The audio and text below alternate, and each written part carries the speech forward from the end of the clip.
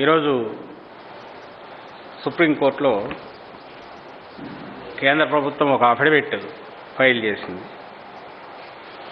ఏ సందర్భంగా అంటే సుప్రీంకోర్టు సుమోటోగా distribution of essential supplies and services during pandemic అంటే కోవిడ్ నేపథ్యంలో ఎసెన్షియల్ సప్లైస్ లైక్ మందులు కానీ మిగిలినవి కానీ వాటికి సంబంధించి డిస్ట్రిబ్యూషన్ ఎట్లా జరుగుతుందనే దాని మీద సుమోటోగా టేకప్ చేసిన కేసులో ఈరోజు సుప్రీంకోర్టు ముందు సెంట్రల్ గవర్నమెంట్ ఒక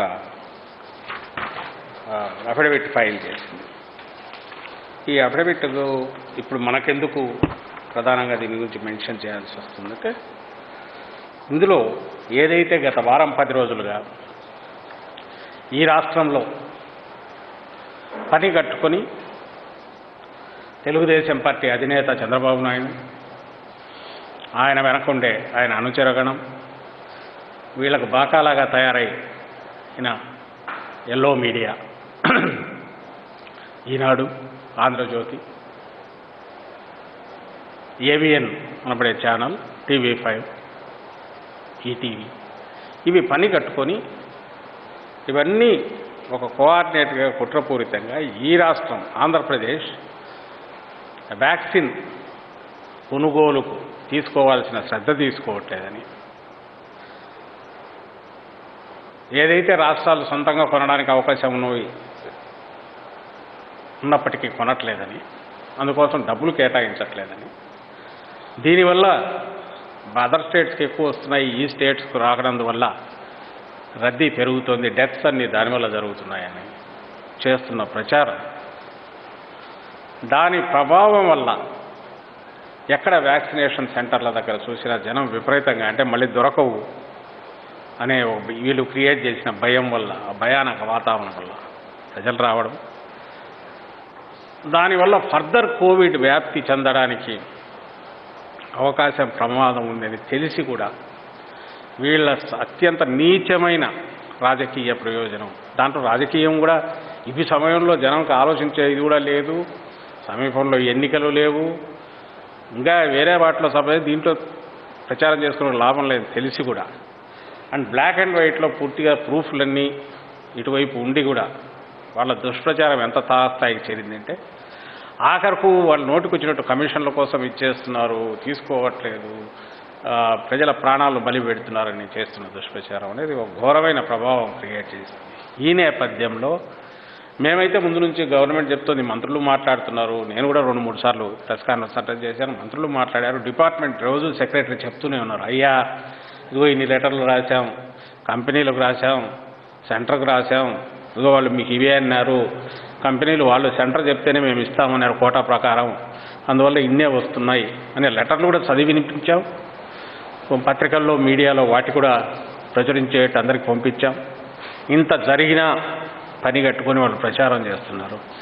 ఆ నేపథ్యంలో ఈరోజు దానికి సంబంధించి సుప్రీంకోర్టు ముందు సెంటర్ వేసిన అఫిడవిట్ ఒక కుండ బద్దలు కొట్టినట్టు స్పష్టంగా ఎవరు దీన్ని చేస్తున్నారు, కంట్రోల్ చేస్తున్నారు అనే దానికి సెంట్రల్ గవర్నమెంట్ మేమే చేస్తున్నామని చెప్తూ అఫిడవిట్ వేసింది.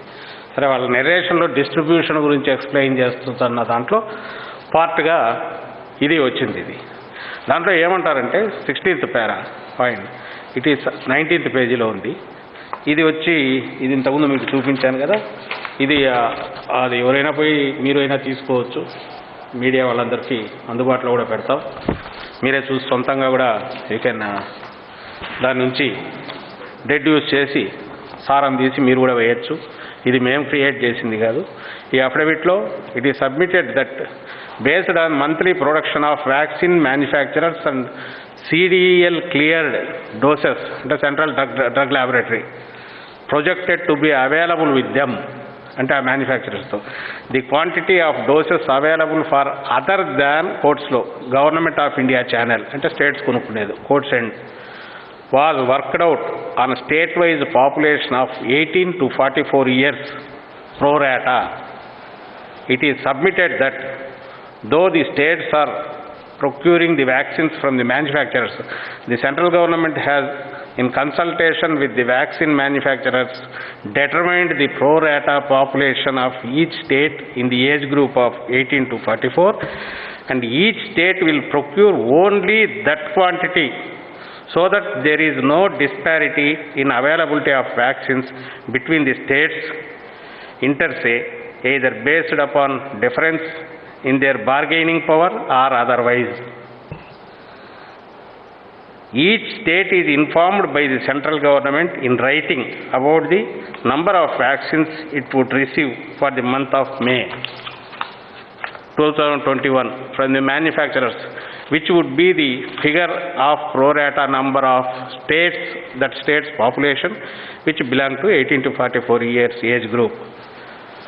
సో ఇది ఇంత స్పష్టంగా దీంట్లో వాళ్ళు చెప్తున్నారు. వాళ్ళు ఏం చెప్తున్నారు, అయ్యా దీంట్లో వచ్చిన దాంట్లో అయ్యా ఉన్న అవైలబిలిటీని బట్టి సిడిఎల్ అంటే సెంట్రల్ డ్రగ్ ల్యాబొరేటరీ క్లియర్ చేసిన దాన్ని బట్టి ఆ రాష్ట్రాల జనాభాను బట్టి ఉన్నద సరుకును మేము పంచుతూ డిసైడ్ చేసి మ్యానుఫ్యాక్చరర్కి చెప్తున్నాము, స్టేట్స్కి చెప్తున్నాము, అంతవరకు వాళ్ళు పే చేసి కొనుక్కోవచ్చు అనేది క్లియర్గా ఉంది. ఇది మీకు ఇది కూడా పంపిస్తాం మీడియాకు. ఇంతదా క్లియర్గా వాళ్ళు అన్నారు. అలాగే పేజీ నంబర్ 186లో వచ్చి కేంద్ర టాస్క్ ఫోర్స్ ద్వారా మేమే అంటే తాము సెంట్రల్ గవర్నమెంటు ఆక్సిజన్, మందులు, వ్యాక్సిన్ ఎవరికి ఎంత ఇవ్వాలో కేటాయింపుల నుంచి అన్నిటినీ పర్యవేక్షిస్తాము అని కూడా వాళ్ళు ఈ దీంట్లో క్లియర్గా చెప్పారు. దీనికి సంబంధించినంతవరకు 186. The terms of the reference of National Task Force shall be to assess and make recommendations for the entire country based on the need for availability and distribution of medical oxygen. The allocation of medical oxygen is the states and union territories, and make recommendations on distributing, augmenting the available supplies of oxygen based on present and projected demands likely during the pandemic, and review and suggest measures necessary for ensuring the availability of essential drugs and medicines. So ఇవన్నీ task force కింద వచ్చాయి. Oxygen కానీ, మందులు కానీ and vaccine, ఈ మూడు ఏ స్టేట్కు సొంతంగా అయితే చేసుకోవడానికి అవకాశం లేదు. సెంట్రల్ గవర్నమెంట్ పెట్టిన టాస్క్ ఫోర్స్ అనేది డిసైడ్ చేస్తుంది. అదే డిసైడ్ చేస్తుంది ఉన్న అవైలబిలిటీ సరుకును బట్టి. ఆ మేరకే రాష్ట్రాలకు వాటి మీద హక్కు వస్తుంది. ఇంత స్పష్టంగా దీంట్లో ఉంటే గత 10 రోజులుగా ఈ తెలుగుదేశం పార్టీ దాని అధ్యక్షుడు, గతంలో ముఖ్యమంత్రిగా ఉన్న చంద్రబాబు నాయుడు గారు, నేను ఇంతకుముందు అన్నట్టు ఆ గుంపు, ఆ ముఠా మొత్తంగా ఏం చేస్తున్నారు వాళ్ళు? అసలు బతకనిగా తలుచుకున్నారో లేదో అర్థం కావట్లేదు. ఈ క్వశ్చన్ వేసాం, అయ్యా మీరు బతకనిగా తలుచుకున్నారో లేదా రాష్ట్రంలో ప్రజల్ని? పొద్దున లేచినప్పటి నుంచి వ్యాక్సిన్లు ఎందుకు తీసుకురావట్లేదు, డబ్బులు ఎందుకు పెట్టేది, ప్రజల ప్రాణాలు వదిలేస్తారా, బ్యానర్లు పెట్టి, హెడింగ్లు పెట్టి జనాన్ని మరింత రెచ్చగొట్టి వాళ్ళని రోడ్ల మీదకి తీసుకొచ్చేసి తద్వారా కోవిడ్ మరింతగా పెరిగేటట్టు, వ్యాప్తి చెందేటట్టు వీళ్ళు చేస్తున్నారే, వీళ్లకు ఏ శిక్ష వేయాలి అనేది ప్రధాన ప్రశ్న ఈరోజు. ఒక పక్క ప్రపంచమంతా ఇదిగా ఉంది, దేశమంతా ఇంత అల్లకల్లోలంగా ఉంది, దాంట్లో భాగంగానే రాష్ట్రంలో అలాగే పరిస్థితి ఉంది. ఈ స్థితిలో వీలైతే అందరూ కలిసి ప్రభుత్వ యంత్రాంగానికి, అధికారులకు, ప్రభుత్వానికి మద్దతుగా నిలబడి సలహాలు ఇచ్చి లోటుపాట్లు ఎక్కడన్నా ఉంటే వీటిని సవరించుకోవచ్చని చెప్పి జాగ్రత్తలు చెప్పి సివిల్ సొసైటీని మూవ్ చేసి, అలాగే ప్రజలు మీరు జాగ్రత్తగా ఉండండి నేను వాళ్ళకు హితవు చెప్పి ప్రజల్లోకి వెళ్ళి ప్రచారం చేసి, ఇవి బాధ్యతలు ఎవరైనా చేయాల్సినవి. అలాంటిది పొద్దున్న లేచిన నుంచి అవి జూమ్ పెట్టుకొని వరుస పెట్టి తిట్టి ఆఖరకు ఏదో తాను ఏదైతే ఆ రోజు చేశాడో చంద్రబాబు నాయుడు ప్రతి దాన్ని డబ్బులు చేసుకోవడం ఎట్లయితే ఆలోచించాడు, ప్రతి క్రైసిస్ను దాన్ని డబ్బుగా కమిషన్లుగా ఎట్లా మార్చాలని చూశాడు, అట్లే ప్రతి ఒక్కరూ చేస్తారని అనుకుంటున్నాడు. ఏమో అర్థం కావట్లేదు, కానీ దాన్నే దృష్టిలో పెట్టుకుని కంటిన్యూ చేసి కొడుతున్నాడు. పోనీ దీనికి ఆధారం లేవా? లెటర్స్ చదివి వినిపించాము, అయ్యా బాబు ఇంత క్లియర్గా ఉన్నాయి చూడండి అన్నా కూడా లేదు మీరు తీసుకోవట్లేదు, అబద్ధాలు ఆడతారా, మేము లజ్ చేస్తాం ఇది చేస్తామని. వెనక ఉన్న వాళ్ళు మాట్లాడే మాటలు ఎట్లుంటున్నాయంటే, అసలు భవిష్యత్తులో ఎవరి దగ్గర నుంచో ఏదో కమిషన్లు వస్తాయని చెప్పి దానికోసం అని చెప్పి ఇప్పటి నుంచే వీళ్ళు ప్లాన్ వేస్తున్నారని అంతవరకు కూడా పోయినారు, ఇప్పుడు తీసుకోవట్లేదని.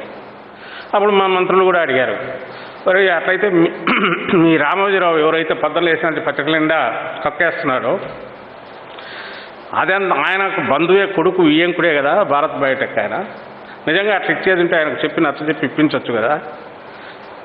ఒకవేళ సెంట్రల్ నియంత్రణ లేదు, ఫ్యాక్టరీలు వాళ్ళే అమ్మచ్చు అనుకుంటే, ఒకవేళ మేము తీసుకోవట్లేదు అనుకుంటే వాళ్ళతో ఇదిగో మేము ఇంత రెడీగా ఉన్నాం ఇప్పిస్తున్నామని వాళ్ళతో స్టేట్మెంట్ ఇప్పించవచ్చు కదా, మీరు పోయి మాట్లాడి ఇప్పించవచ్చు కదా అని డైరెక్ట్ కూడా అడిగారు.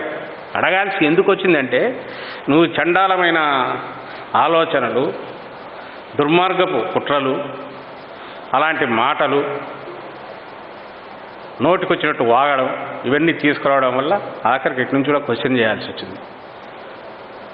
ఇప్పుడు అక్కడ ఏ ప్లాంట్స్ ఉన్నా వాళ్ళు ఎవరైతే ఫ్యాక్టరీలు ఉన్నాయో వాళ్ళు తయారు చేస్తున్నది, వాళ్ళు డే అండ్ నైట్ చేస్తున్నారు, వాళ్ళ మీద సెంట్రల్ నియంత్రణతో అది డిస్ట్రిబ్యూషన్ చేస్తుంది. ఆ మేరకు వాటిలో ఎక్కడన్నా చిన్నపాటి వెసులుబాటు ఉన్నా ఎట్లా చేయాలనేది ప్రతి స్టేట్ ట్రై చేసుకుంటుంది, మనం ట్రై చేస్తున్నాం. ఆక్సిజన్కు సంబంధించి ఏదైనా కొంత అనేది, వ్యాక్సిన్లకు సంబంధించి అయితే ఏం చేయలేకపోతున్నాం, ఎందుకు రెండే ఉన్నాయి కాబట్టి. అక్కడికి ముఖ్యమంత్రి గారు ఐ థింక్ లెటర్ కూడా రాస్తారనుకుంటా, ఈరోజు కూడా మీటింగ్లో ఉన్నారు. వరల్డ్ వైడ్ WTOలో కూడా చర్చలు జరుగుతున్నాయి, దాన్ని డీలైసెన్సింగ్ చేసి వాళ్ళకి రాయల్టీ పే చేసి మొత్తం ఎక్కడ ఫెసిలిటీస్ ఉన్నా చేసేటట్టు మాట్లాడాలని. ఆ రకంగా మన దేశంలో సీరం వాళ్ళదంటే లైసెన్స్డ్ బయట నుంచి అనుకుంటా, అది అన్లెస్ ఇంటర్నేషనల్ ఇదేంతవరకు కుదరదేమో. బట్ వేరే భారత్ బయోటెక్ ఏదైతే ఉందో అది దాని మీద ప్రొప్రైటరీషిప్, దాని మీద పేటెంట్లో సెంట్రల్ గవర్నమెంట్ కూడా హక్కు ఉంది దాని మీద. దానికి హక్కు ఉన్నందువల్ల I think there is every chance కావాలంటే దాన్ని లిబరలైజ్ చేసి ఎక్కడన్నా ఫెసిలిటీ ఉంటే అక్కడ కూడా వాటిని ఉత్పత్తి చేయడానికి స్కోప్ ఉంటుంది. సో దట్ ఉత్పత్తి పెంచితే స్టేట్స్ కొంచెం పెరిగే ఛాన్స్ ఉంటుంది. ముఖ్యమంత్రి గారు ఆ ప్రోయాక్టివ్గా అది కూడా ఆలోచించి అది కూడా లెటర్ రాస్తారనుకుంటా. అలాగే ఇక్కడ అధికారులు కూడా చెప్పారు, ఇట్లా డీలైసెన్స్ ఉన్న ఫెసిలిటీస్ వాడు ఏమైనా చేయొచ్చామని. అలాగే మీరు గమనిస్తే ఈ మధ్య మా ప్రోయాక్టివ్గా పోయి నేవీ వాళ్ళతో, ఈస్టర్న్ నేవీ వాళ్ళతో మాట్లాడేసి మన ఆక్సిజన్ దీన్ని స్ట్రెంగ్థెన్ చేసుకోవడం అట్లా చూస్తున్నారు. ఇంకో పక్క క్రయోజెనిక్ కంటైనర్లు కొంటున్నారు. అంటే అలాగే పక్క స్టేట్స్తో మాట్లాడి ఆక్సిజన్ పెంచడం అట్లా సెంటర్ ఇన్ఫ్లుయెన్స్ చేసి వాళ్ళ నుంచి కొంచెం రికమెండ్ చేసి తెప్పించుకోవడం అట్లా అది చూస్తున్నారు. Day in day out entire official group అంతా కూడా దీని మీద ఫోకస్ పెట్టిన వాళ్ళందరూ కూడా 24/7 దాని మీదనే ఉన్నారు. మెయిన్ ఈసారి వ్యాక్సినేషన్, ఆక్సిజన్, రెమ్డెసివిర్ లాంటి మందులు వీటి మీదే ఉంది కాబట్టి ఒకటి వాటిని పెంచడం ఎట్లా, తీసుకురావడం ఎట్లా, కింద డిస్ట్రిబ్యూషన్ చేయడం ఎట్లా. అలాగే మన దీన్ని ఏదైతే ఆక్సిజన్ ప్లాంట్స్ లాంగ్ టర్మ్ దీంతో పెట్టడం దీని మీద ఇంతగా ఓ పక్క ప్రయత్నం చేస్తున్నారు. బహుశా ఎక్కడా లేనట్టుగా కంట్రీలోనే ఫస్ట్ టైం మన స్టేటే ఆరోగ్యశ్రీ కింద దీన్ని తీసుకొచ్చింది. నామకావస్థ తీసుకురావడం కాదు, ఫిగర్స్ కూడా అందరూ చూసింటారు. 330 కోట్లు 350 కోట్లు ఇప్పటి వరకు ఈ 1,11,000 మందికి ఎంతమందికో ఈ కవరేజ్ దీని కింద స్టేట్ గవర్నమెంట్ నుంచి హాస్పిటల్స్కి బిల్లులు కూడా పే చేశారు. నీ బతుకు మీరు ఆ రూలింగ్లో ఉన్న 5 ఏళ్లలో పోతూ 600 కోట్లు ఎంతో బరువు బకాయిలు పెట్టేసిపోయిన మీరు ఏది వేరే ఆరోగ్యశ్రీ కింద ఖాతాలో ఈరోజు ఆరోగ్యశ్రీ కింద లేని దాన్ని కూడా ఈయన తీసుకొచ్చేసి ముఖ్యమంత్రి గారు జగన్మోహన్ రెడ్డి గారు దీన్ని పెడితే దాన్ని ఎలాగో పొగడలేరు. కనీసం కామ్గా మౌనంగా అన్నా ఉండాలా, జరుగుతోంది కదా అని. వేరే ఏ స్టేట్లో ఉంది? ఏ స్టేట్లో 104 లాంటి సిస్టమ్ పెట్టి అవసరమైనది వితిన్ డేస్లో 10,000 15,000 ఆక్సిజన్ బెడ్స్ పెంచి అవసరమైన డాక్టర్లు 16,000 మంది 20,000 మంది పైగా రిక్రూట్ చేసుకుని ఇప్పుడు కూడా కావాలంటే వస్తే వాకిన్ ఇంటర్వ్యూలు పెట్టి తీసుకొని దాన్ని మొత్తం దీన్ని కన్సాలిడేట్ చేసుకుని ఆక్సిజన్ కాన్సన్ట్రేటర్స్ టెండర్లు పిలిచి ఆక్సిజన్ ప్లాంట్స్ని ఇంతకుముందు అన్నట్టు ఎమర్జెన్సీ బేసిస్ మీద పెడుతూ ఇంకా కొత్త టెక్నాలజీలు ఏమైనా ఉన్నాయో తీసుకొచ్చేసి ఫాస్ట్గా ఎట్లా చేద్దామని ఇంత ప్రయత్నం చేస్తున్నది. యాజ్ ఇఫ్ ఒక స్టేట్కి కాదు, మనకన్నా చిన్న సమూహంలోనో ఇంట్లోనో ఏదైనా ప్రాబ్లం వస్తే ఎట్లయితే దాని నుంచి బయటపడడానికి అన్ని రకాలుగా మనసు పెట్టి తపనతో పనిచేస్తాము ఓన్ చేసుకొని అట్లా ముఖ్యమంత్రి గారు ముందుండి నడుపుతున్నారు. ఇక్కడ జగన్మోహన్ రెడ్డి గారు ఎంటైర్ అఫీషియల్ బ్యూరోక్రాటిక్ సెటప్ అంతా కూడా దాని మీద ఫోకస్ పెట్టి వాళ్ళు కూడా పనిచేస్తున్నారు. కింద ఉద్యోగులు పనిచేస్తున్నారు. ఎస్, ఇంత పెద్దది ఈ ఇన్ఫ్రాస్ట్రక్చర్ ఎంత ఉంటే దానికి 3 5 ప్రెషర్ పడుతుంది. సడన్గా వచ్చి మీద పడినప్పుడు ఉండే చిన్నపాటి కన్ఫ్యూజను లేదా తాకిడి ఒత్తిడి ఎక్కువ తట్టుకోలేకపోవడం అనేవి జరుగుతుంటాయి అబరేషన్స్ లాగా. వాటిలో ఎట్లా దాన్ని కూడా తట్టుకోవడానికి కూడా అందరూ ఆలోచిస్తున్నారు. ఇది నేపథ్యం పరిస్థితి. ఈ పరిస్థితిలో నేను ఇంతకుముందు అన్నట్టు వీలైనంతవరకు కోవిడ్ బారిన పడకుండా ఎట్లా జనాన్ని మోటివేట్ చేసి చైతన్యపరిచి ప్రజలను ఇచ్చేయాలనే దాంట్లో అందరూ కృషి చేయాల్సింది. At the same time vaccine లాంటిది ఏదైతే ఉందో దాంట్లో ఉన్న లిమిటేషన్స్ వాటిని ఎట్లా ఓవర్కమ్ కావాలా, అలాగే వచ్చినవి జాగ్రత్తగా ఎట్లా వేయాలా, వేసేటప్పుడు దానికి వచ్చిన వాళ్ళు ఫర్దర్ వాళ్ళే స్ప్రెడర్స్ కాకూడదు, ఇంకోటి కాకూడదు. అంటే ఒకటి ఒక ఒక ఒక వాళ్ళకు భరోసా ఇచ్చి ఏం పర్లేదు మేమే ఎవరికి ఎలిజిబిలిటీ ఉంటే వాళ్ళకి వేస్తూ పోతాం, అందరికీ వస్తాయి, తొందరపడొద్దు, నిబ్బరంగా ఉండండి, చేస్తున్నామనే మెసేజ్ ఒక ట్రాన్స్పరెన్సీతో జరుగుతుందని ఇంప్రెషన్ ఇస్తే ప్రజల్లో కూడా ఇది ఉంటుంది. ఆ పని గవర్నమెంట్ చేస్తుంది, కానీ నువ్వు చేయనిస్తేనా ఈ ట్రాన్స్పరెన్సీతో ఉన్న పరిస్థితి ఎక్స్ప్లెయిన్ చేసి ఒక కన్సిడర్డ్ ఒపీనియన్ ఈవెన్ ఇప్పుడు ఏజ్కి సంబంధించి కూడా 45-60 ఏళ్లకు సంబంధించినది మోస్ట్ వల్నరబుల్ సెక్షన్. అది ఆ సెక్షన్కు సంబంధించినంత వరకునే సెంట్రల్ గవర్నమెంట్ ఇంతకుముందు తీసుకున్నారు. అయితే వాళ్ళు వేసిన లెక్కలో మొదటిది ఫస్ట్ డోసు పోకముందే 10 పూర్తి కాకముందే వాడికి సెకండ్ డోస్ ఇవ్వకపోతే ఎవరికైతే ఇచ్చిన వాళ్ళకు ఆ ఇచ్చింది కూడా వేస్ట్ అయిపోతుందని తెలిసి కూడా ఇది ఇంతే ఉంటే ఇది 45-60 మధ్య వాళ్ళకే రెండో డోస్ కూడా సరిపోకుంటే ఫస్ట్ డోస్ కొంతమందికి అయితే ఇప్పుడు మనకు మొత్తం వచ్చింది 53 లక్షలు ఎంతో అంతే. కింద 18-45 మధ్య వాళ్ళకు మొదలు పెడితే ఏం కావాలి ఇక్కడ? అసలు ఫస్ట్ డోస్ ఇచ్చి సెకండ్ డోస్ తీసుకునే వాళ్ళకు ఇది వేస్ట్ కదా మొత్తం. అలాగే 45 నుంచి 60 45 అబవ్ వాళ్ళకున్న 45 అబవ్ ఉన్న వాళ్ళకున్న వల్నరబిలిటీ ఎక్కువ కదా. అంతెందుకు మన ఇంట్లో మనకే అవకాశం ఇస్తే ఒకటే ఇది ఉందంటే ఎవరికి ఇస్తాం? పెద్దవాళ్ళకు ముందు ఇస్తాం, ఎందుకంటే వాళ్ళు వల్నరబుల్ అని. యంగ్ ఉన్నవాళ్ళు తర్వాత జాగ్రత్తగా ఉండి చూస్తుందానిలే అనుకుంటాం, ఎందుకంటే వాళ్ళ ప్రాణాలు ముఖ్యం అనుకుంటాం. అది ఒక ఇష్యూ. మళ్ళీ దాని మీద దేనికైనా ప్రజల ప్రాణాల గురించి ఒక నిర్ణయం తీసుకోవాల్సి వాళ్ళది ఎట్లా భద్రంగా చూసుకోవాలనుకున్నప్పుడు ప్లాన్డ్ ఆర్డర్ ఆఫ్ ప్రియారిటీ ప్రకారం చేసుకుంటూ వచ్చినప్పుడు ఒక స్థిరమైన దీనికి రావాలి. ఇది డిబేటబుల్ పాయింట్ కాదు. కూర్చొని 10 మంది కూర్చొని ఎవరికి అవసరం ఉంది ఏం చేయాలనే దాంట్లో ఎవరు ఇష్టం వచ్చేట్టు వాళ్ళు కామెంట్స్ చేస్తూ చేసేది కాదు. ప్రభుత్వానికి ఒక క్లారిటీ ఉండాలి. జగన్మోహన్ రెడ్డి గారికి ఆయన ప్రభుత్వానికి పూర్తి క్లారిటీ ఉంది.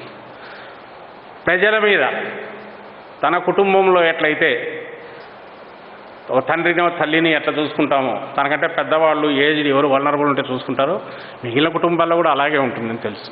నిజంగా వల్నరబిలిటీ కూడా ఆ ఏజ్ గ్రూప్కే ఉంటుంది కాబట్టి దాని మీద ఎక్కువ దృష్టి పెట్టాలా, ఫస్ట్ ప్రియారిటీ వాళ్ళకి ఇవ్వాలని సెంటర్ కూడా ముందు అనుకుంది కాబట్టి ఆల్రెడీ ఆ ప్రాసెస్ మొదలైంది కాబట్టి అది కంప్లీట్ చేసుకుని దీనికి వద్దాం అనుకున్నారు. నువ్వు దాని దగ్గర కూడా గొడవ చేస్తావు, వీళ్ళని రెచ్చగొట్టాలని చూస్తావు, యువకులను వాళ్ళని రెచ్చగొట్టాలని చూస్తావు.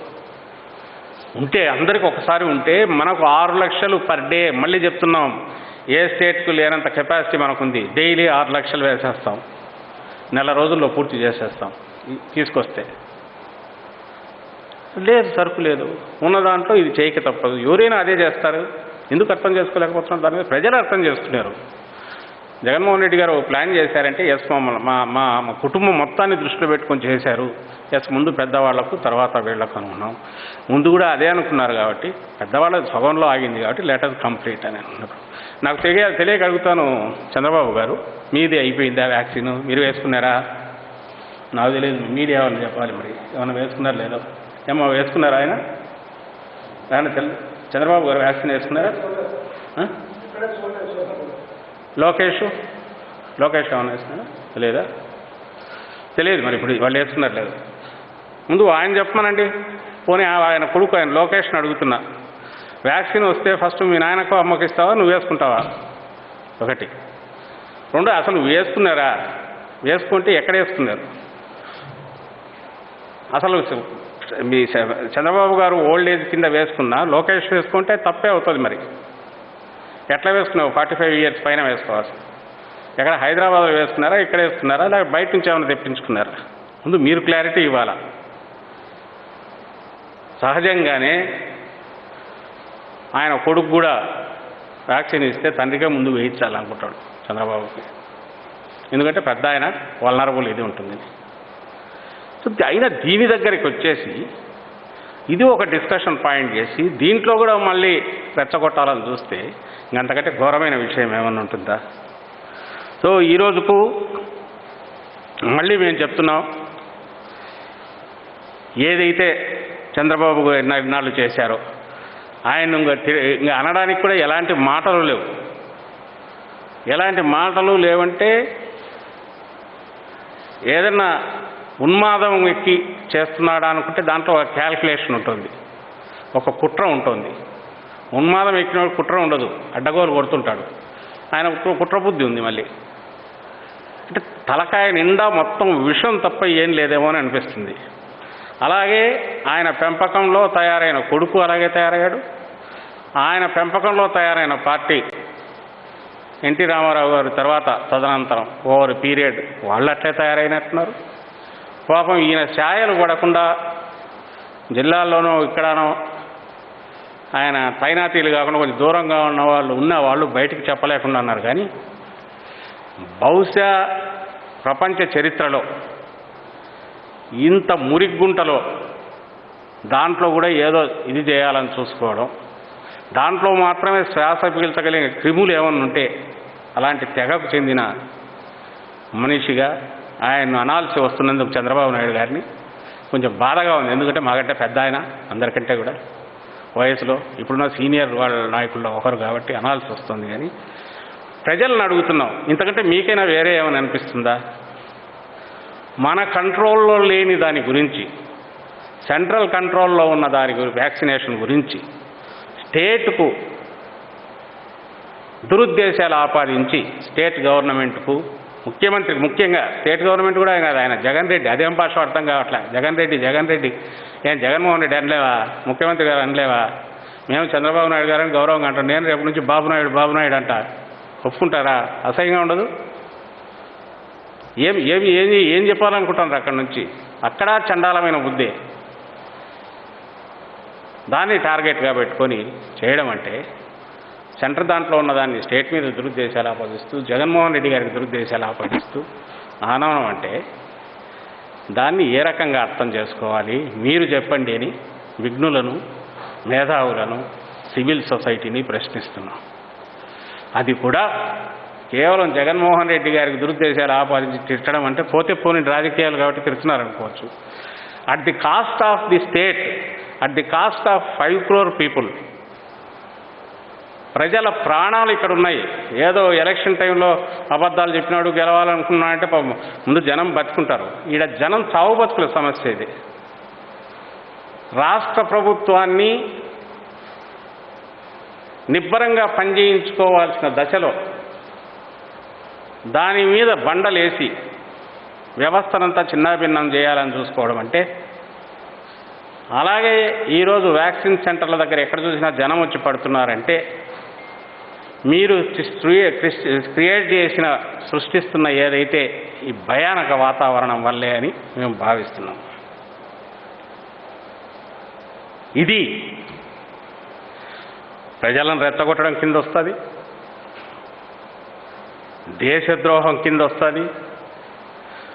ప్రజలను రెచ్చగొట్టడమే కాకుండా కోవిడ్ లాంటి మహమ్మారికి వాళ్ళను గురి చేయడంలో నీ పాత్ర ఉంది కాబట్టి ప్రజలను మాస్ మర్డర్స్ వైపు నువ్వు కారణమవుతున్నావు చంద్రబాబు అని మేము అంటున్నాం. ఇది కాదనగలగని ఇదే ఆయనకుందా? విజ్ఞప్తి చేశాము, చెప్పాము, అయ్యా కాదు ఇది అయినా వినట్లా. గతం మొన్న కూడా నేను అన్నా, మళ్ళీ చెప్తున్నా, entire civil society should react. వీళ్ళని కట్టడి చేయాలంటే ఎక్కడికెక్కడికి ఈ వీటన్నిటి కారణాలు చూపిస్తూ ప్రజలను రెచ్చగొట్టడం, ప్రజలను ఇబ్బందులు క్రియేట్ చేయడం, ప్రభుత్వానికి వ్యతిరేకంగా కుట్ర పన్నడం, దేశద్రోహం, రాజద్రోహం ఇవన్నీ కూడా వస్తాయి. వీటన్నిటి మీద ఎక్కడికెక్కడ కేసులు పెట్టండి, ఎక్కడికెక్కడ నిలదీయండి అని విజ్ఞప్తి చేస్తున్నాం. మేము కూడా ఎక్కడికక్కడ పెడతాం. వీళ్లతో పాటు ఆ మీడియా ఏదైతే దుష్ప్రచారం చేస్తూ డెలిబరేట్గా ఒక కుట్రపూరితంగా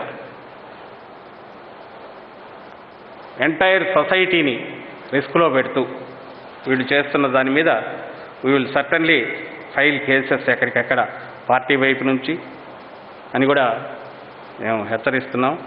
ఇక ముందు జరగబోయే ఎక్కడ ఇప్పుడు జరుగుతున్న వాటికి, అలాగే వ్యాక్సిన్ సెంటర్ల దగ్గర గుమిగూడినా గవర్నమెంట్ ఆర్డర్ ప్రకారం పద్ధతి ప్రకారం చేసుకుంటున్న దానికి భిన్నంగా ఏది జరిగినా అది చంద్రబాబు నాయుడు చేస్తున్న దుష్ప్రచారం వల్ల, ఆయన కావాలని రెచ్చగొడుతున్న దానివల్ల అని మేము భావించాల్సి వస్తుంది కూడా హెచ్చరిస్తున్నాం.